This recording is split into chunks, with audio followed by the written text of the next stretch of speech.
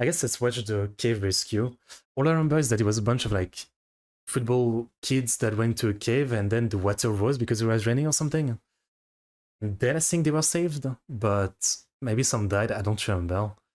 I remember that like I remember the news at the time at least that a lot of countries were like sending people and it was like a big like the world is coming together kind of moment, which I always love. Okay, the Incredible Thai Cave Rescue by Neo. Let's go. On June 23rd, 2018, the boys of the Wild Boys Football Club set out for training as usual. They were a football team of 11 to 16-year-old boys with a coach and an assistant coach. Training went on as usual, and the head coach said goodbye to his players and got ready for the older team's upcoming game, putting his phone to the side. Great, no? I'm never going to a cave in my life. A few hours later, when the coach pulls out his cell phone again, he sees countless missed calls from the boys' parents. The children hadn't shown up at home, despite hours having passed. The coach calls his players individually, but none of the children nor the team's assistant coach could be reached. Until one player finally answers the phone. Song Pol, a 13-year-old team member. He's receiving the call from home as he was picked up from training by his mother. But he tells the coach that the other team members rode their bicycles to the nearby Tam Luang caves in order to explore them together with their assistant coach. Damn. Man, I've seen so many videos about like cave incident, the man in a cave by Anthony Stoyan, the Nutty Potty cave, and like stuff like mining incidents and stuff like that. And videos of like not even incident but like people crawling through cave where like they literally have to like retract themselves to be able to even fit. Like I already have claustrophobia, and yeah, like I really never want to go into a cave. I think when I was young I went to a cave once, maybe for a school trip or something. Might have been the Vasco cave in France, which had like some prehistoric painting or like a replica of that cave.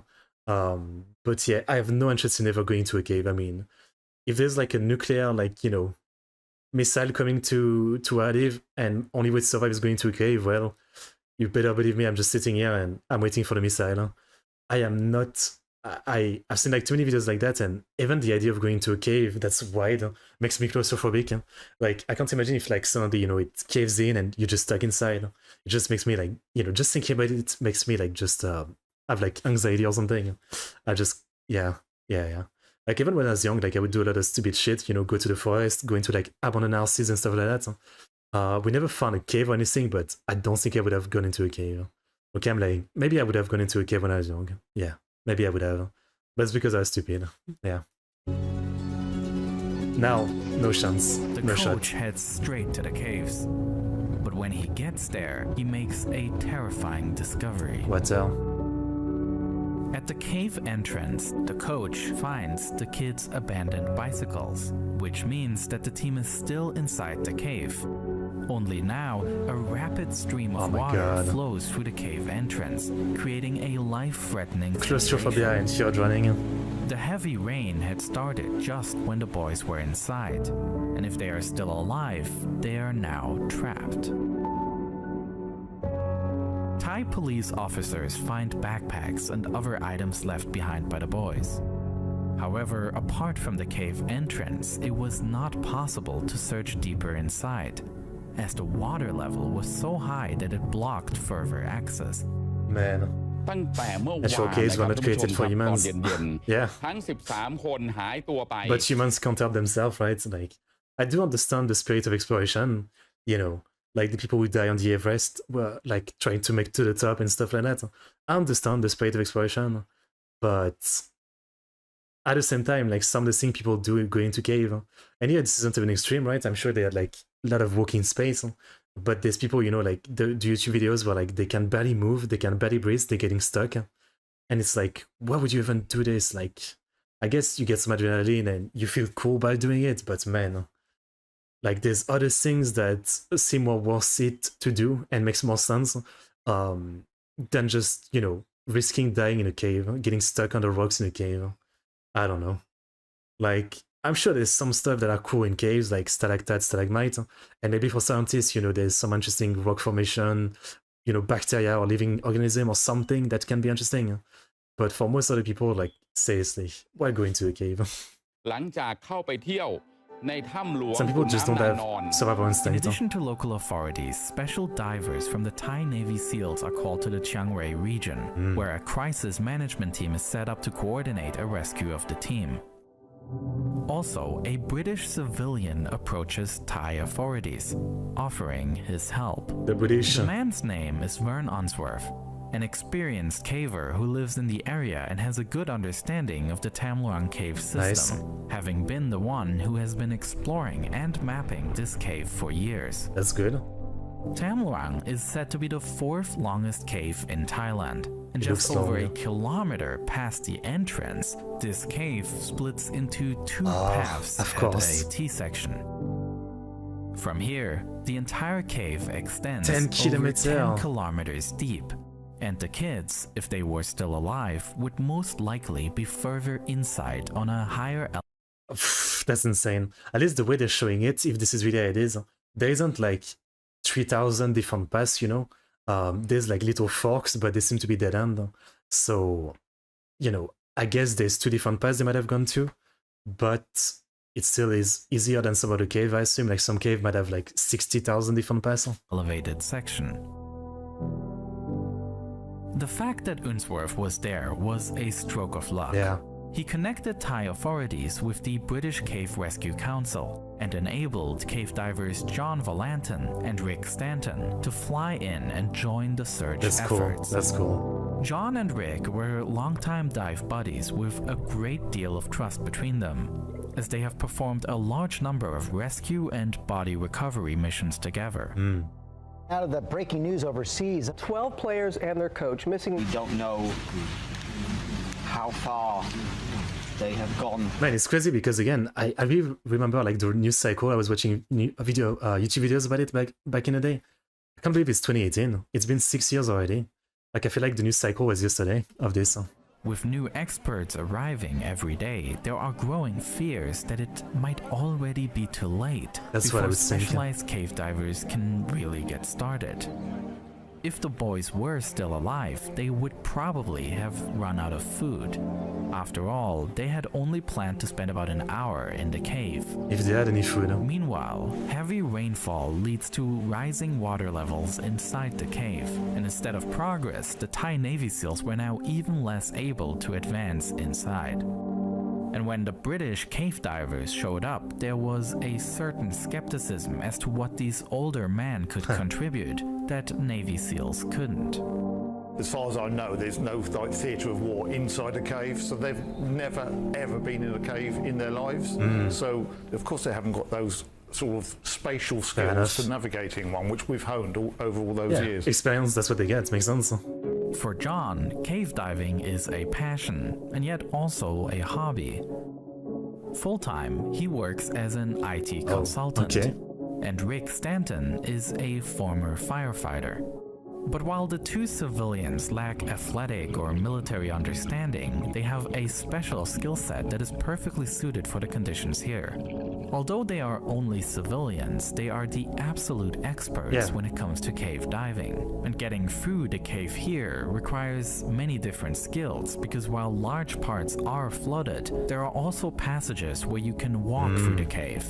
And at other places, some climbing is necessary. Tam Luang had very poor visibility, so in lots of places you literally couldn't see your hand in front of your face and you had to almost feel your way along. Sometimes I just headed into the current because I simply couldn't see where I was going. I couldn't see any walls and so on. No, Rick thank and you. John are working their way through the deep cave system step by step, placing guidelines along the way. This first dive through the cave is particularly challenging because they have to swim against the water current. There was a really strong current. You probably couldn't swim against it for a long distance, so we were on the floor with our hands in the sand, pulling ourselves along. That was the only way to make progress. Damn. Once Rick and John placed guidelines in a section, other divers could partially pull themselves along, and orientation was made a lot easier, though still a challenge. The diver's target is a section called Pattaya Beach, which is a large chamber that is located at higher elevation and could offer protection from the floodwaters. So maybe they're waiting there. Perhaps this is where the boys went. But before advancing this far, John and Rick have to interrupt their search.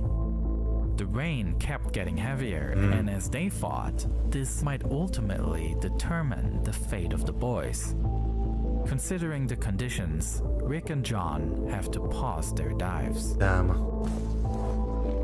Nonetheless, no thought was given to surrender amidst the Thai Navy SEALs who were working around the clock to do anything that would help reduce the water levels. I was gonna say, like, can't they quickly come up with a way to just block the water from falling into the cave? Like, I don't assume the cave entrance is like this massive hole. They should have a way to block the water coming in. But maybe there's like other places coming in, right? You don't know. But in addition, countless volunteers are joining the search, such as Saman Kunan, a former Navy SEAL himself, and an experienced diver who joined their help. The SEALs set up a permanent camp inside the cave at Chamber 3. Chamber 3. This larger cavern provided enough unflooded space to permanently station equipment, air tanks, and divers. Even amidst a bleak situation, they tried everything they could to divert rivers, find new cave entrances, and use pumping stations to force as much water out of the cave as possible. No sign of life from 12 boys and their soccer coach. The boys have now been missing for 72 hours. Locals are holding out hope that they're still alive. Driven by the enthusiasm of the local search teams and considering the slightly... At least they do have water. I'm gonna assume drinking that rainwater mixed with cave water, you know, you might literally just get sick from whatever bacteria there is. But, you know, even with that food, you might survive because you can survive at least with water for like 2 weeks or something, right? So there is that. Yeah, there is that. But also, like, wouldn't the oxygen like burn out because they're in a small pocket of the cave and it's just surrounded by water and there's like 12 of them breathing? Damn. I mean, I think I remember the story ending well, but thinking about all this presented like this, it feels like there's no way this ends well. Improved weather situation, the British volunteers began to join the help again, embarking on their longest dive into the cave system so far, with the goal of finally reaching Pattaya Beach.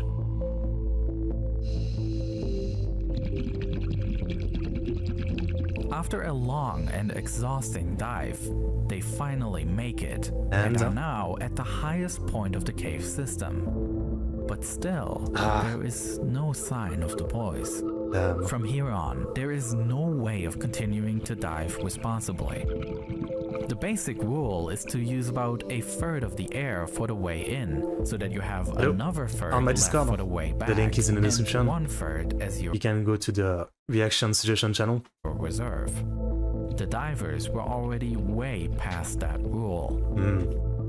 But they decided to not give up just yet and advance further into the cave system, laying guide wire throughout. They continue making their way more than twice as far from the T section as their initial destination, Pattaya Beach, when they eventually swim up to the water's surface and suddenly notice a light. As John swims towards the light and starts hearing voices. So they actually made it, yeah. That's crazy. So like 3 times as far away. I mean, they might have literally assumed that, you know, since they didn't find them at the beach part, whatever, this might be it. They might just be done, but I guess they got lucky by continuing. On his camera.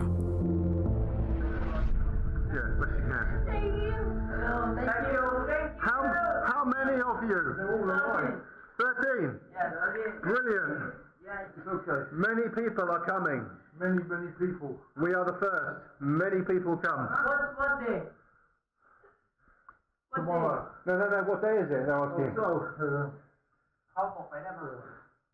They don't know what day it is. Monday. Okay, but 1 week and Monday. You have been here 10 days. 10 days. They seem pretty fine for 10 days. 10 days. Like, again, they had no food, right? So that's crazy. I mean, fine. Like, damn. You are very strong. Just describe the media interest in this story. It's huge. Kamen Rider clips. I wouldn't really mind, but I don't know if it's bad for copyright. Like, do you know if any other reactor do that? I'm a bit afraid of like this might get blocked for copyright. Es lunes y que han sido muy fuertes por subsistencia. Leben gefunden worden. Allora andiamo proprio in Thailandia. To find the boys there is a huge relief for the authorities and just for the nation in general, actually. That team. Oh, it's so far away. The That's following crazy. day, 3 Thai Navy SEALs dived to the team to stay with them for the remaining time.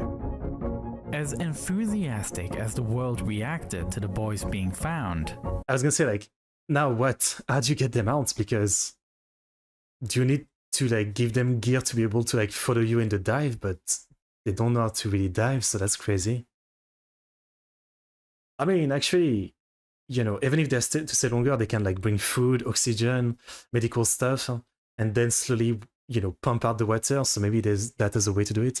those involved in the rescue knew that finding the boys is the easy part, but no one had any idea how to get them out of the cave. Dig from So above. the plan for now is this. They are trying to furiously pump as much water out of this cave as possible. Elon Musk built a kid-sized submarine Elon Musk. after the rescue team rejected his offer, claiming that Bro, that's Musk built a kid-sized submarine. that's a cool thing. Like, I get it. You want to get out of the cave, but I'm claustrophobic, and this just looking at this, like getting into this, makes me feel like I'm gonna die just looking at it. After the rescue team rejected his offer, claiming that a rigid craft couldn't negotiate Thanks, Elon Musk. You helped as always. Thanks. the sinuous cave tunnels, the Tesla boss lashed out on Twitter. In previous cave Of course. rescues, drilling has been used as a way to get people out. But Yeah, the yeah. final option is to leave the group inside the cave until around. The question is like, how deep is it though? Like, otherwise, if they can like with some GPS or tracker, they can pin the location of exactly where they are in the cave. Maybe they can dig from above, but yeah, I don't know. Around mid-October, when the monsoon season Yeah. finally ends. On one hand, there was the option to teach the boys how to dive. They could practice short dives with instructors in their cave until they are ready to take on the long, difficult journey out. Option 2 was to rescue the team using an emergency elevator in a newly drilled shaft, somewhat similar to the 2010 rescue of miners in Chile. I remember that one. Yeah, I seen a video about that one. Yeah. Finally, there was also the option to simply wait until the rainy season Maybe is it's the over. safest way.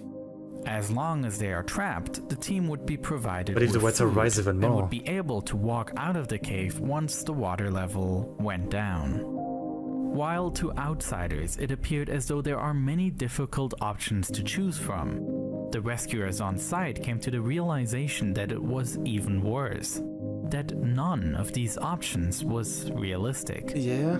Teaching the kids to dive in this extreme that's pretty environment crazy. is not possible. Not only are some of the boys unable to swim, they are also exhausted and tired from days of no proper sleep. In addition, the path through the narrow, dark cave has nothing to do with recreational scuba diving, Yes. and a panic attack would mean certain death. I'd be dead in a second. Drilling a shaft was also British? completely unrealistic. In the case of the miners in Chile, it took about 7 weeks after their discovery before they could be freed. The situation in the Thai cave was not much better. The team was almost a kilometer underground, and in between there was mostly solid rock that is difficult to drill through. And even if this approach was used, it's unclear how to exactly determine the location of the boys, so that the borehole perfectly lines up with their chamber. But it doesn't really need to perfectly line up, right? So, like, and I'm surprised they're saying it's difficult to like detect where they are, you know? I mean, even though it's on the ground, isn't there like some super powerful GPS or tracker thing that they could have? And then they don't directly drill on top of them because otherwise it would fall on top of them. But like, you know, a little bit next to them or something. I mean, I guess, yeah, again, a kilometer is pretty crazy. So it would take a long time to make it happen. I don't really know. Lastly, waiting until the end of rainy season is also doomed to fail. The oxygen level in the chamber is already in a dangerous range that is not survivable for a sustained time. And it was still only the beginning of the rainy season, which lasts until November. So the team might have had to hold out for more than 4 months, during which increasing rain could endanger the safe spot they were in. Right. The rescuers were out of options. On top of that, might as well just ask Elon Musk to build a teleporter at this point. Word of a tragic new development made rounds. Someone died. Waking up to this news this morning, the man who died was young, he was fit, he was a former Navy SEAL, and I think it really just underlines how dangerous this cave is. Saman Kunan, the retired Navy SEAL who volunteered to help, had died. A painful loss and a reminder of just how dangerous. I mean, yeah, if he dies doing it, like, you know, this isn't some fucking gacha. Like, how many of the kids would even be able to make it, right? If this guy, like, crazy fit, ex-Navy SEAL, great diver dies, the kids are not going to be able to go through, so how do they do it? This entire operation is. Saman Kunan died from lack of oxygen, his dive partner finding him unconscious in the water. With no realistic rescue plan available, a somewhat insane idea is thrown into the room. What if the children were sedated and then transported through the cave system while being unconscious? At this point, Rick Stanton gets in touch with an old acquaintance, Dr. Richard Harris. Harris is an anesthesiologist from Australia and a cave diver with over 30 years of experience. Like you tied into someone? Harris is averse to the plan and considers sedating the boys far too dangerous, with low chances of survival. Because, yeah, like, you know, so what do they plan to do? Like, I mean, it sounds kind of crazy, yeah? It sounds kind of crazy. You sedate them and then you put some kind of oxygen mask or something on them, and you hope that it doesn't go off, while, like, you just tie the boy to, like, someone and they do the journey back. I mean, again, if there's no better plan, yeah, but that's insane. Still, he travels to Thailand. And what ultimately convinces him is not a change of his risk assessment, but the realization that there's simply no better option. To do this, a team was assembled and flown in, made up of some of the best cave divers in the world. I love that though, again, like the kids everybody's in the coming cave together. would put on a wetsuit and then be given 2 shots of sedative drugs, leaving them fully unconscious. Then, a special diving mask is put on that covers the entire face and supplies positive pressure so that even if a gap opens underwater, the air pressure should keep the water out. The boys' hands were tied behind their back to keep their arms from swinging around. And a tank filled with 80% oxygen was placed in front of the boys' chests so that their head cannot fully tilt down, which could result in a blocked airway. The kids would also be tethered to their diver so that they could not get lost. And from this point on, the lives of these kids were literally in these divers' hands. That's insane. I would have never thought of this as a solution. Like, I'm surprised they didn't, you know, I mean, I guess I was gonna say, like, you know, does it not seem safer to even try to teach them, like, diving and let them move on their own than this? I don't know. Tied, anesthesiated underwater. That was keeping their face dry. If it had been knocked in any way, then the child would unquestionably have drowned. For longer intermediate segments in which the cave can be crossed on foot, the boys were taken onto a stretcher and transported towards the next diving segment. The drugs given to the kids are not enough for the whole journey. Oh my god. And the diver has to administer a new drug to the child with a pre-made syringe. I mean, if it was me trapped in that cave and you wouldn't cut me in a cave, I guess, yeah, I'd rather do this to me. Like, you know, if I drown, at least I drown without knowing because I'm, you know, passed out. because I don't think again I could have been even taught to like dive and keep calm. I don't know how long it takes to go from point A to point B. The divers fear for the kids' lives. But when the first 2 kids make it safely to chamber 3, confidence grows. It appears as though this insane plan is actually working. Wow. From here on out, the water had at this point successfully been drained, and the Navy SEALs, together with countless volunteers, transported the boys in stretchers through the remaining rocky terrain. Reports from northern Thailand say at least 4 boys have been brought out. We've got live pictures here. You can see the helicopter blades. And Ambulances. Yes, ambulances, we saw those. On the first day, 4 boys were successfully rescued. And the following day, another 4 kids were saved. Okay. On the third and last day, the plan was to rescue the last 4 boys and the assistant coach. So did they do the same thing with the coach? Huh? But as well established as the procedure seemed at this time, something's gonna go wrong. Suddenly didn't work. The last boy was the smallest of them all, and the positive pressure mask didn't fit his small face. No matter how tight the divers pressed the mask against the face, it didn't form a watertight seal. The divers were forced to try another mask, which they had taken with them but had hoped that they would never need it. It is a small children's mask, more suited for recreational use. Oof. And even this one barely fits the face and keeps slipping off. But the divers secure it as good as possible. Oh my god. And then hope for the best. Can't they use some tape or something? Like, is that crazy? You know, it might help when you take it off, but I'd rather you tape my face. Extraordinary moment here as we are now learning that entire team is now free of that cave. That's crazy. Amazing. The rescue operation was tense until the very last second. But now it was done. All the children and the assistant coach were saved. Though to the one guy that died. Success greater than even the divers had expected. Although not without a prize. A Thai Navy SEAL contracted a blood infection during the rescue operation.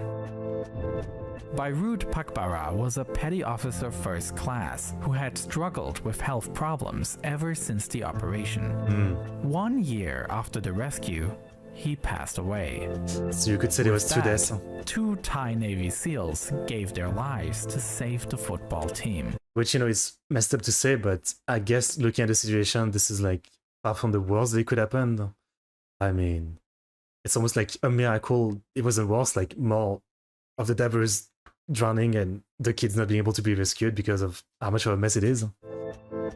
They represent the relentless effort that these Thai Navy SEALs put into the mission. And despite some skepticism on both sides at the beginning, the British divers and the Thai Navy SEALs ultimately complemented each other ideally and were able to proceed strategically and efficiently. A success story that was watched around the world. Yeah. You're heroes now.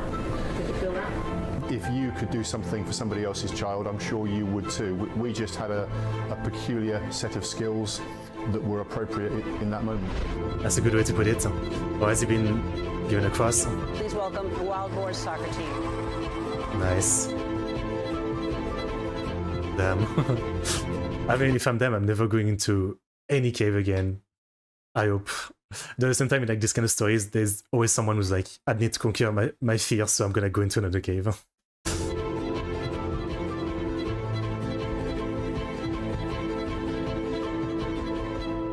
Beautiful. Oh, is that you?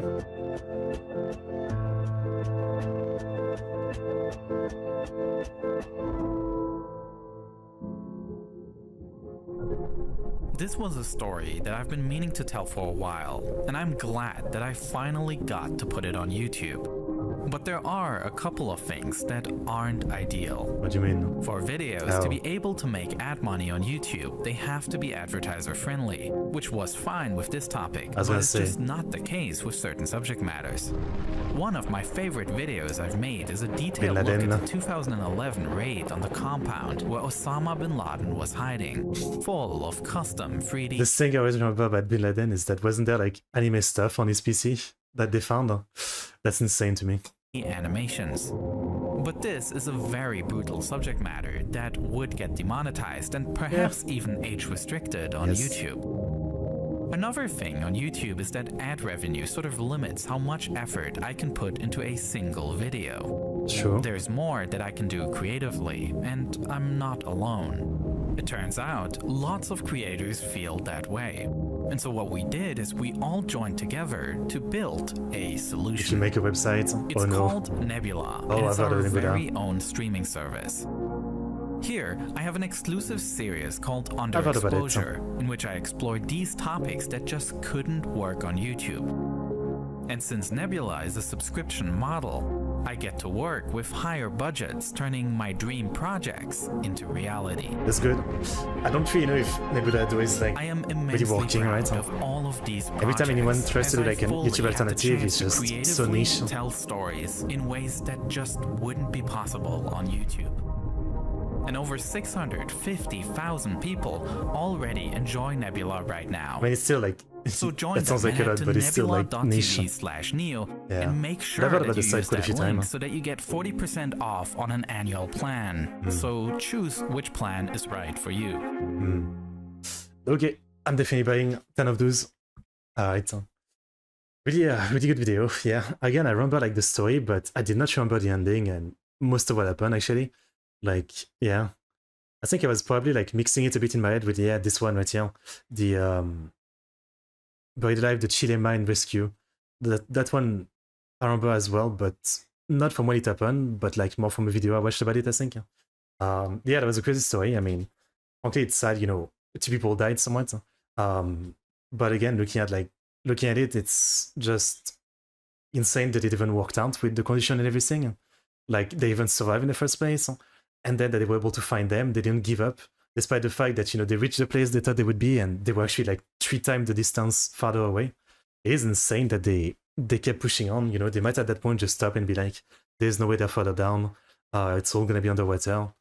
I would say respect for like the dedication and, you know, the cooperation from the world, right? I mean, you know, people coming in selflessly, putting their life at risk, you know, just to try to help. And yeah. That's all I can say. I guess in the end it was just a mistake, you know, like maybe they didn't realize it would rain.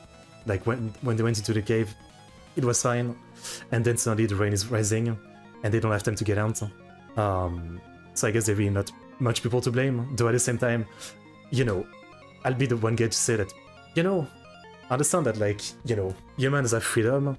The government telling you what to do is kind of bad for a lot of things, and we're all annoyed by it. But maybe, you know, like caves should just be banned for like normal people. Like if you ever want to go into a cave, you should have like, you know, like it should be for only people who like do some kind of like training and test and have some kind of license or something. Because man, like just a bunch of like a group of kids going into some cave and getting trapped like this, I mean, man. Yeah. And then the thing too is like, again, like every time there's an incident like that, every video I've watched, it always puts the rescuer in danger as well, like crazy, right? Yeah, you could say it was worth it. They were trying to save 13 kids. But in other videos, it's like, you know, you've got like hundreds of people trying to save like one person who were dumb and got stuck in a cave. So yeah, again, like should going into cave not be banned or something? I'm sure it wouldn't stop everybody. Some people would still get stuck, but maybe less people. Because it is very much like a tourism thing, and you know, like some cave literally like, you know, like have indication and all that. But yeah, insane video. That was really good. I so much remember this, but it's crazy to me that this was from 2018.